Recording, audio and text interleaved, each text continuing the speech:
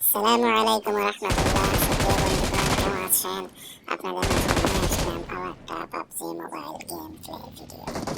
আজকে পাবজি খেলতে নামলাম, কিন্তু বিষণ্ণ মনে নামলাম। তার কারণ হচ্ছে আমাদের সবার প্রাণের খেলা, প্রিয় খেলা, হৃদয়ের স্পন্দন যে খেলাটা ফুটবল।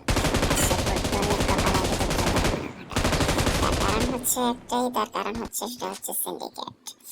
এই সিন্ডিকেটের বিরুদ্ধে সারা দেশের মানুষ এত কথা বলছে, এত কাজ করছে, সাংবাদিকগণ রিপোর্ট করছে। বিশেষ করে আমাদের সাংবাদিক আবু সাদাত ভাই একের পর এক রিপোর্ট করে যাচ্ছে, রিপোর্ট করে যাচ্ছে। আসলে এই রিপোর্টগুলো কি কেউ শুনছে না নাকি শুনছে কিছুই বুঝতে পারছি না। আচ্ছা, যাই হোক, বাংলাদেশের ফুটবল আজকে একটা মাতাল ওটের পিঠে আছে। যে মাতাল ওটগুলা যেদিকে যাচ্ছে, বাংলাদেশের ফুটবলের ভবিষ্যৎ সেদিকেই চলে যাচ্ছে।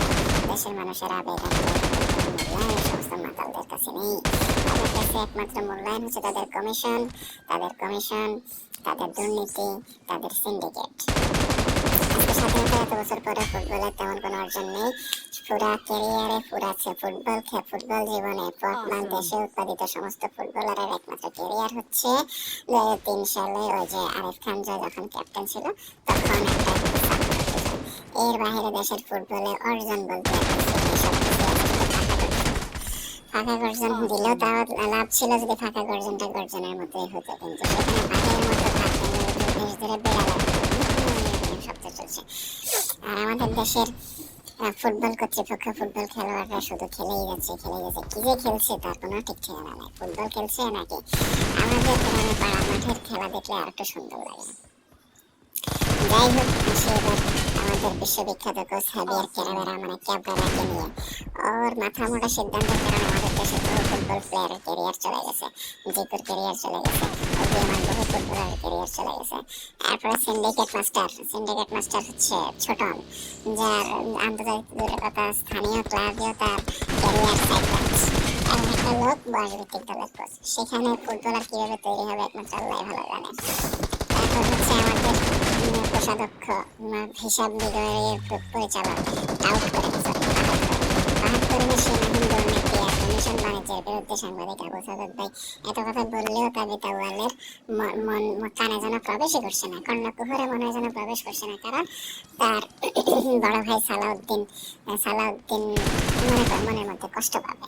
তার বড় ভাই সালাউদ্দিন মনের মধ্যে কষ্ট পাবে। সে সালাউদ্দিনকে কষ্ট দিয়েছে, সে দেশের 18 কোটি জনগণকে কষ্ট দেবে, কিন্তু তারপরে একজন সালাউদ্দিনকে সে কষ্ট দিতে নারাজ। এই হচ্ছে আমাদের তাবিতা ওয়ালের অবস্থা, এই হচ্ছে আমাদের ফুটবলের অবস্থা। যাই হোক, আরেকটা ট্র্যাজেডিক খবর হচ্ছে আমাদের সিন্ডিকেট মারানিদের পুত্রদের কারণে আমাদের দেশের একমাত্র মূল্যবান সম্পদ আরহাম ইসলাম এখন অস্ট্রেলিয়া জাতীয় দলের প্লেয়ার। সে বাংলাদেশের দলে চান্স পায় না, সে অস্ট্রেলিয়া জাতীয় দলে চান্স পায়। অথচ যে অস্ট্রেলিয়া গেছে বাংলাদেশ জাতীয় দল 8-0 গোলে খেলে। এবার বোঝেন বাংলাদেশ কোন লেভেলের ফুটবল খেলে, যে 8-0 গোল খাওয়া দলের মধ্যে আমাদের দেশের প্লেয়াররা চান্স পায়, অথচ আমাদের দলে চান্স পায় না। সে আরো যোগ্যতা সম্পন্ন হতে হবে। আমাদের দেশের কোচরা কতটা যোগ্যতা সম্পন্ন একটাবার চিন্তা করে দেখেন। এই হচ্ছে আমাদের দেশের ফুটবলের দৈন্য দশা। যাই হোক, এত কিছুর মধ্যে প্রাপ্তি হচ্ছে আমরা হামজা দেওয়ান চৌধুরীকে পেয়েছিলাম, এবং হামজা দেওয়ান চৌধুরীকে পেতে যেয়েও আমাদের বহু কাঠখড় পোড়াইতে হয়েছে, বহু আন্দোলন, বহু সংগ্রাম। ফাহমিদুল ইসলাম, কিউবা মিচেল, তারপর হচ্ছে আমাদের এখন আমাদের কথা হচ্ছে আরহাম তো চলেই গেছে আমাদের মাঝ থেকে, আর তো বলে কোনো লাভ নেই। আমাদের একটা সম্পদকে আমরা চিরতরে হারালাম। যাই হোক, দুঃখ ভারাক্রান্ত মন নিয়ে এখানে আল্লাহ হাফিজ।